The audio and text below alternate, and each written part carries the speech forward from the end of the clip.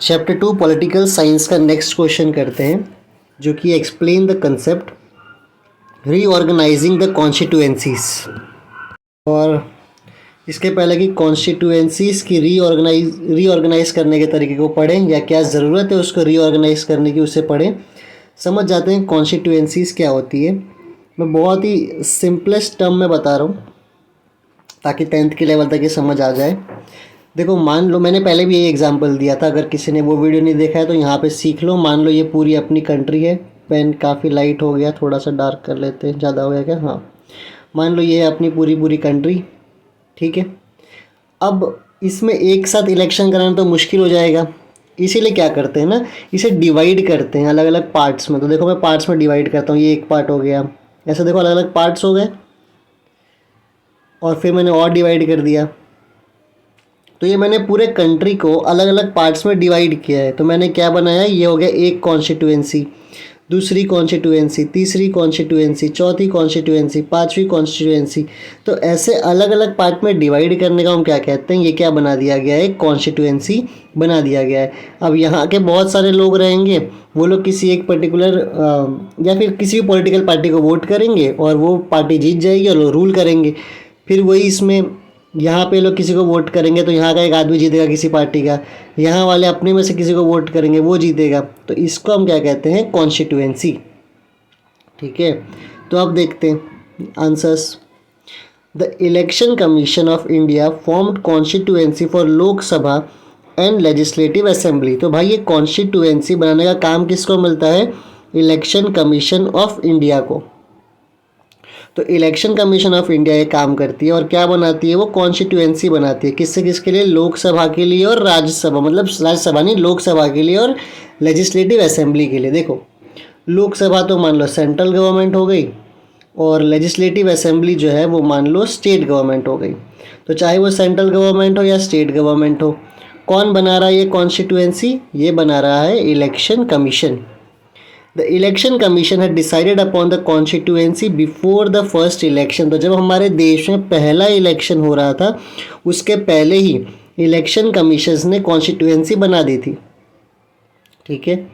As the year pass there was a lot of migration of people for business and other activity from village to cities. अब देखो, पहले election के पहले ही election commission ने क्या किया, बहुत सारी कॉन्स्टिट्यूएंसी तो बना दी, लेकिन जैसे जैसे साल बीतता गया लोग माइग्रेशन करना शुरू किए। माइग्रेशन का मतलब होता है एक जगह से दूसरी जगह पे जाना शुरू कर दिए। अब लोग एक जगह से दूसरी जगह क्यों जा रहे हैं, बिजनेस पर्पस के लिए या फिर किसी और एक्टिविटी के लिए। और कहाँ से कहाँ जा रहे हैं, गांव से शहर।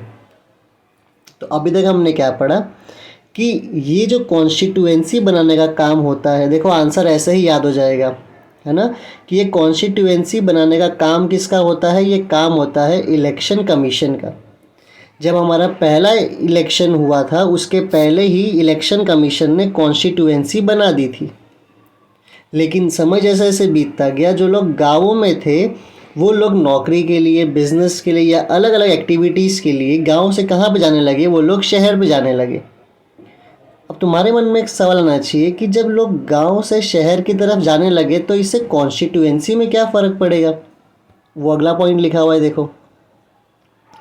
This change the demography to large extent, number of voters in some constituency reduced while in some increase to a very great extent. इससे ये फ़र्क पड़ा कि कुछ कॉन्स्टिट्यूएंसी में वोटर्स जो थे वो कम हो गए और कुछ कॉन्स्टिट्यूएंसी में वोटर्स क्या हो गए, ज़्यादा हो गए। देखो, ज़मीन तो वही थी, है ना, कॉन्स्टिट्यूएंसी को बांटा गया ज़मीन के बेस पे, लेकिन अब ज़मीन तो वही है, लेकिन कहीं पे कुछ वोटर्स बढ़ गए, कहीं पे कुछ वोटर्स ज़्यादा हो गए।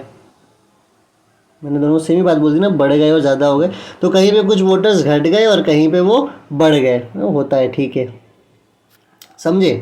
क्यों हो रहा है ऐसा, क्योंकि लोग क्या कर रहे हैं, लोग ट्रैवल करने लगे, माइग्रेशन करने लगे, एक जगह से दूसरी जगह पे वो जाने लगे नौकरी के पर्पज़ के लिए या बिजनेस के पर्पज़ के लिए। बेसिकली गांव से कहाँ जा रहे हैं, शहर। तो एक गांव से जब कोई इंसान शहर से आ जाएगा तो गांव के वोटर्स कम हो जाएंगे और शहर में वोटर्स ज़्यादा हो जाएंगे, ये हो रहा है, ठीक है। This distributed the ratio of seats allotted as compare to the population in the constituency. अब देखो कॉन्स्टिट्यूएंसी में क्या होता है ना, कितनी पॉपुलेशन है उसके बेस पे ना कुछ सीट्स डिसाइड करते हैं कि यहाँ से इतने मंत्री जाएंगे, यहाँ से इतने मंत्री जीत के जाएंगे, है ना। बेसिक समझ जाओ कि जितनी पॉपुलेशन होती है उसके बेस पे डिसाइड करते हैं कि इतनी पॉपुलेशन के हिसाब से यहाँ से कितने सारे मंत्री जीतने चाहिए, कितने सारे मंत्री यहाँ से होने चाहिए। मान लो बहुत ज़्यादा पॉपुलेशन है तो वहाँ से 10 मंत्री चुने जाएंगे। जहाँ कोई छोटी पॉपुलेशन है, मान लो खाली 4 पॉपुलेशन है तो वहाँ से 1 आदमी जाएगा। समझ रहे हो। मान लो पॉपुलेशन 100 की है तो यहाँ से डिसाइड कर दिया गया 10 मंत्रियाँ जाएंगे, सिलेक्ट होंगे। लेकिन मान लो पॉपुलेशन 10 की है तो यहाँ से कितने मंत्री जाएंगे, 1।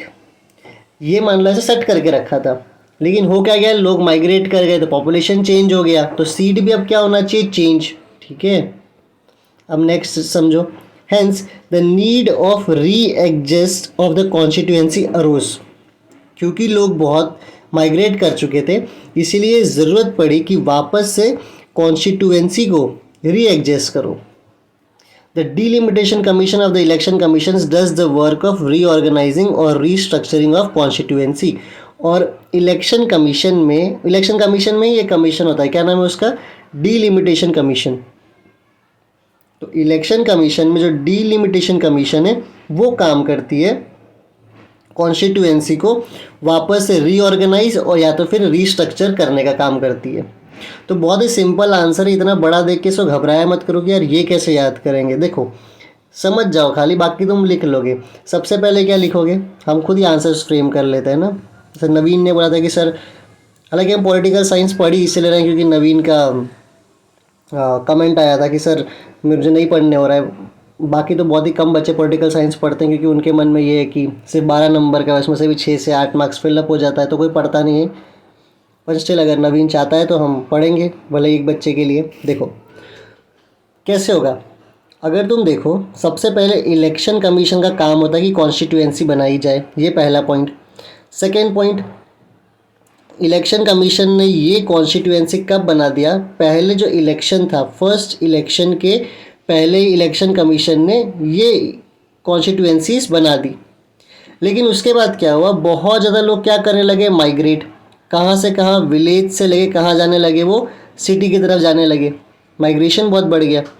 अब इस माइग्रेशन से क्या हो रहा है ना कि जो कॉन्स्टिट्यूएंसी बनाई गई थी उसको किस बेस पे बनाई गई थी, पॉपुलेशन के बेस पे। और जितनी पॉपुलेशन होगी उसके बेस पे कुछ सीट सिलेक्ट करते हैं। अब ये टॉपिक ना थोड़ा सा ज़्यादा डिटेल वाला है, पर तुम इतना मत सोचो। तुम ऐसा याद रख लो कि मान लो अगर 100 की पॉपुलेशन है तो वहाँ से 10 जो मंत्री हैं वो जाएंगे। जहाँ 50 की पॉपुलेशन है वहाँ से 5 मंत्री होंगे। जहाँ से 10 के पॉपुलेशन है वहाँ से 2 होंगे, ऐसा मान लो। तो ये प्रोसीजर था। लेकिन प्रॉब्लम क्या हो गया, प्रॉब्लम ये हो गया कि पॉपुलेशन बहुत डिफ़र करने लगी, गांव से लोग शहर जाने लगे। तो अब एक नीड आया कि भाई वापस से क्या कर दो, री एडजस्ट कर दो। किसको री एडजस्ट कर दो, इसी कॉन्स्टिट्यूएंसी को। और वो कौन करता है, इलेक्शन कमीशन। और इलेक्शन कमीशन में भी कौन, डीलिमिटेशन कमीशन। तो आई होप आपको ये आंसर अब समझ आया होगा। एक बार उसे रीड करना और खुद से इस आंसर को लिखने का ट्राई करना। ठीक है।